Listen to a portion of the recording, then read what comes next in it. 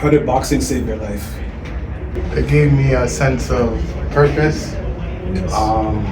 Changed my life, just me being a man, in ways of, discipline, consistency, and just using your brain, because in boxing you have to use your brain. Connections with other people, meeting other people, a lot of great connections, and staying out of trouble, so keep me out of trouble. So, Yes, sir.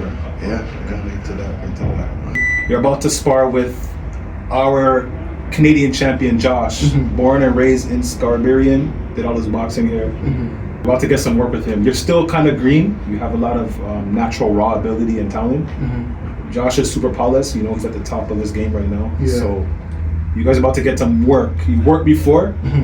First, tell me, what was it like sparring with Josh? First time sparring Josh. I had to adjust quick to boxing, not just fighting. That's what I realized quick, because he could fight, but it's more so his boxing skills. He knows how to put him in and out of position for certain attacks, and he's for his size, he moves pretty well for his size. On top of that too, he knows what he's doing. So you can't go for say, I have to use my brain a lot. I'll say that. A lot of people don't realize that, or maybe they do realize when they get in there, is that boxing is not like a street fight. Yeah, no. Street fight is, as we all know, we all been there, done that. It's over with quick, you know what I'm saying? But here, you gotta really pace yourself. You gotta strategize. You gotta maneuver. You gotta use different tactics, because you hit somebody, he's not gonna just lay down. You know what I mean? You get hit, you're not gonna lay down. And the gloves are, to help with that too, right? Yeah. It's a combat. It's a combat sport. It requires a lot of stamina too, but you don't really need on the street. Yeah. Street is boom, bam, bam. It could be done quickly. In the boxing, you need real stamina for real. Yeah. Okay, so we're about to get some rounds with Josh. So let's gear up and let's get it. Yep. Okay.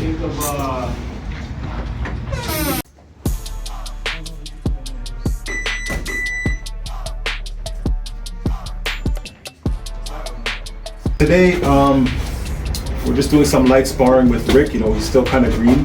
He's tough. He's solid. He's game. So we're just trying to get some work just to move around. You know what I mean? Nothing too crazy. So, how do you think about Rick's progress actually? Rick's progress has actually been pretty good. Like how he's willing, like he doesn't like quit. Like, some people green, they just usually just quit, or like they get like flushed. Like he really started to like build and started being more calm. Also, like he hits pretty hard too. Like even as a green, like he hits pretty hard too. Like one day he told me into a body when I was like that actually I just started to hurt a little bit. So like I feel like Rick has massive potential to be like a top dog in this scene. I just feel like he needs some more experience, a couple fights, and then he probably could be as good or better than me, to be honest. Yeah, respect. Okay, let's gear up. Let's get it.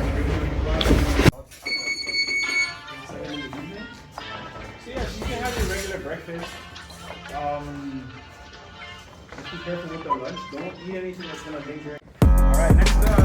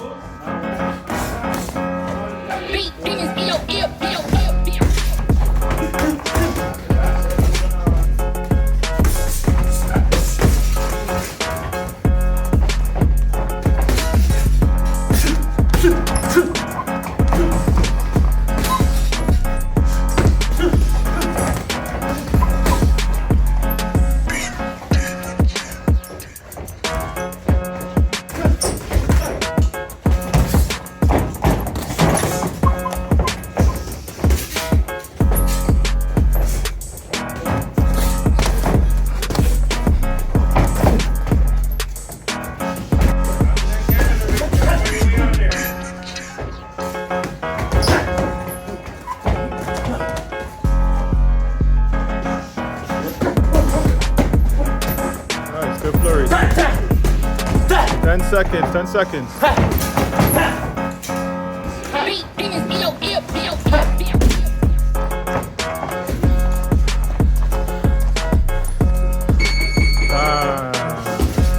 do you feel in the ring with Josh? Same thing as always, I'm always sparring Josh. That's my best friend now. But I'm noticing I can keep up with him more in terms of trying to land shots. Like I noticed before, like even right now, I missed a couple shots, overextended. Before, I would at least get like, maybe you would know, like 2 shots on his head and then the rest are just everywhere else or whatever. Like not really, I'm not placing my shots accurate on spots that I should be. Now, I feel like when I'm throwing the shots, I know where I'm throwing. I'm not just throwing just to throw. Like I'm throwing with a purpose, like I'm trying to target certain areas. Yeah, Like for sometimes I'll try to target the arms, to try to tire out his arms, so that way I could parry easier or just find every way to tire out the whole body. Because in a fight you can't look for the knockout.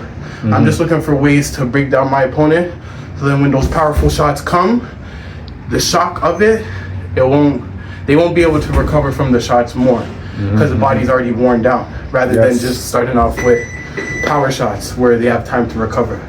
But That's right. another thing that I would say on the negative that I could work on, which I'm actually getting better at, is just have to get in the mentality of a boxer, is moving my head off the line. I was moving it, trying to, because like when I'm not at boxing, I'm always practicing the drills that we do. Always trying to like just get my mind frame in that sense of life of just boxing. So I noticed myself forcing, moving, and actually one of his first punches, I did dodge it by slipping. So I see now, I notice I just have to keep my head in time, because even that too, there's times where when I was in the Philly shell, I'm trying to time his shot because I know he's gonna throw the cross. So when he throws that cross, that's when I'm trying to just roll and then think, but I'm still practicing, so it doesn't look the best. But that's when I'll try to attack because that's when the opening's there. My feedback too, Josh was really attacking your body, and you took those shots well. You know what I mean? Like I seen him fold guys up and with those body shots, but you took them well, man. That's a testament to the shape and conditioning you're in and toughness you have. You know what I mean? Also, you were taking your time. You weren't wasting a lot of punches, so that was good too. I was happy with your progress. So that's it, big man. Just keep it moving. On to the next one. You know what I mean? Everyone likes the video. I try my best. I'm gonna get better. Yes, sir. If you guys like this video, remember to like, subscribe, and leave a comment down below saying that I subscribed. See you on to the next one.